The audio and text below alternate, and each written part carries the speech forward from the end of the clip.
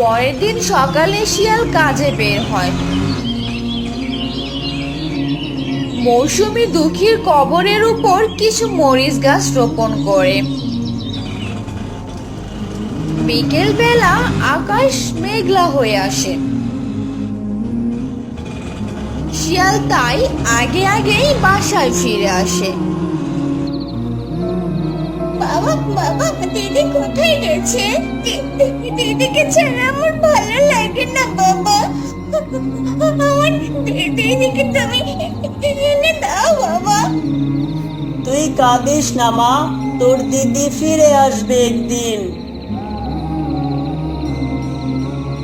শিয়াল সুখীকে নিয়ে ঘুমিয়ে পড়ে।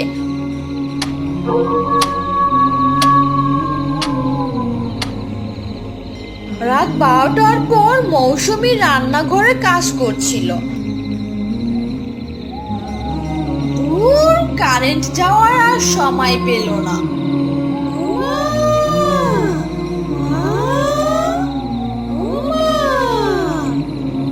কে যেন বাইরে থেকে মা মা বলে ডাকছে।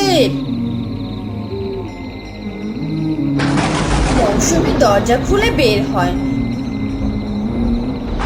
বাইরে খুব বিদ্যুৎ চমকাচ্ছিল। হঠাৎ মৌসুমী কিসের যেন ছায়া মূর্তি দেখতে পায়। ওটা কে? মানুষের মতো লাগে। কে তুমি? কে তুমি? এ কি? এ তো দেখছি দুঃখী। দুঃখী কোথা থেকে এলো?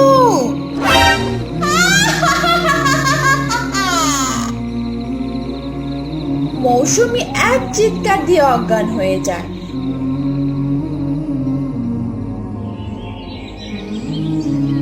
মৌসুমী জ্ঞান ফিরে দেখে সে বিছানায় শুয়ে আছে।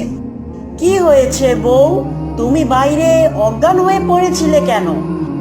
মৌসুমী সবকিছু মনে পড়ে যায়। দুঃখী দুঃখী, আমি দেখেছি ওটা দুঃখীই ছিল। ওর চেহারা অনেক ভয়ানক ছিল। এটা হয়তো তোমার মনের ভুল। আমার মতো তুমিও দুঃখীকে অনেক ভালোবাসতে, তাই হয়তো তুমিও দুঃখীকে ভুলতে পারছো না। মৌসুমী আর কোনো কথা বলে না। কেউ না জানলেও সে জানে দুঃখীকে সে মেরে ফেলেছে। মৌসুমী চিন্তা করে দুঃখী ফিরে আসলো কোথা থেকে, আর দুঃখীর চেহারা এত ভয়ানক কেন ছিল। এক রাতে সবাই খাবার খেতে বসে। নাও গো, এই মাছের মুড়োটা তুমিই খাও। আমাদের দুঃখী যদি আজ থাকতো তাহলে এই মাছের মুড়োটা আমি ওকেই খেতে দিতাম। তাহলে আমাকে মাছের মুড়োটা দাও মা। এই কি? দুঃখী এলো কোথা থেকে? কি বলছো তুমি? এখানে তো কেউ নেই। মা, তোমার মাথা কি খারাপ হয়ে গেছে? এখানে দিদি ভাই নেই মা। ও ও ও ওই তো দুঃখী বসে আছে, আমার কাছে মাছের মুড়ো চাচ্ছে। আমি মাছের মুড়ো না, আমি তার মুড়ো খাবো।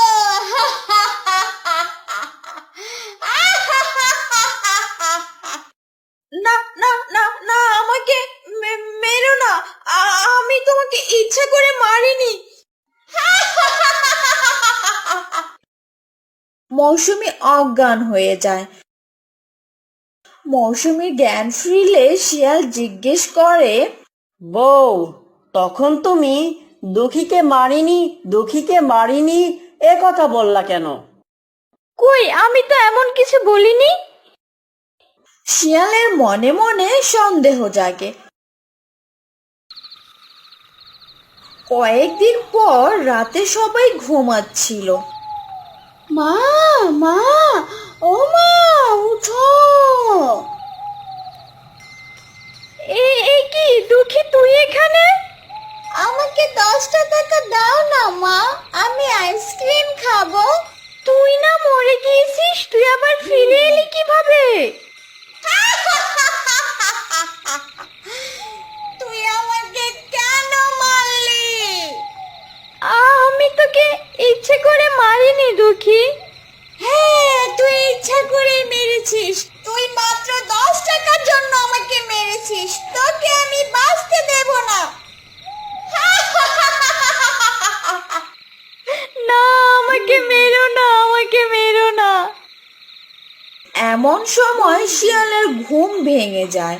শিয়াল দেখে তার মেয়ে দুঃখী সন্ধ্যে ভাসছে।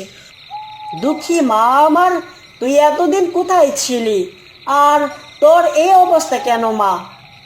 বাবা, মা আমাকে মেরে ওই ঝোপে মাটি চাপা দিয়ে রেখেছে। আমাকে কেন মারলো বাবা? আমি তো এত আগে মরতে চাইনি বাবা। তুমি আমার মেয়েকে মেরে ফেলেছো? মৌসুমী সব কিছু শিয়ালকে খুলে বলেন। ওগো, আমি ভাবিনি যে দুঃখীকে বাড়ি মারলে ও মরে যাবে। আমি ইচ্ছে করে মারিনি গো, তুমি আমাকে বিশ্বাস করো। দিদি ভাই তুমি ফিরে এসো দিদি ভাই। তোমাকে ছাড়া আমার কিছুই ভালো লাগে না দিদি ভাই। না রে বোন, আমি যেখানে গিয়েছি সেখান থেকে আমি আর ফিরে আসতে পারবো না। তুই ভালো থাকিস বোন। তোকে আমাকে মাফ করে দে মা। তোকে আমি মাফ করব না। ওগো, তুমি আমাকে দুঃখীর হাত থেকে বাঁচাও। আমি আর তোমাকে কি বাঁচাবো? দুঃখী মা আমার, তোর যা ইচ্ছা হয় তুই কর, আমি তোকে বাধা দিব না।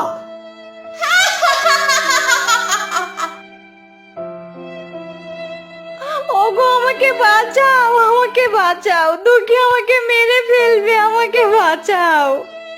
দুঃখী মৌসুমীকে টেনে হিঁচড়ে বাইরে নিয়ে যায়। পরের দিন সকালবেলা সবাই দেখতে পায় মৌসুমীর লাশ দুঃখীর কবরের উপর পড়ে আছে। বন্ধুরা, ভিডিওটি ভালো লাগলে লাইক কমেন্ট করতে ভুলো না। এমন মজার মজার ভিডিও পেতে চাইলে আমাদের চ্যানেলটা সাবস্ক্রাইব করে পাশে থাকো।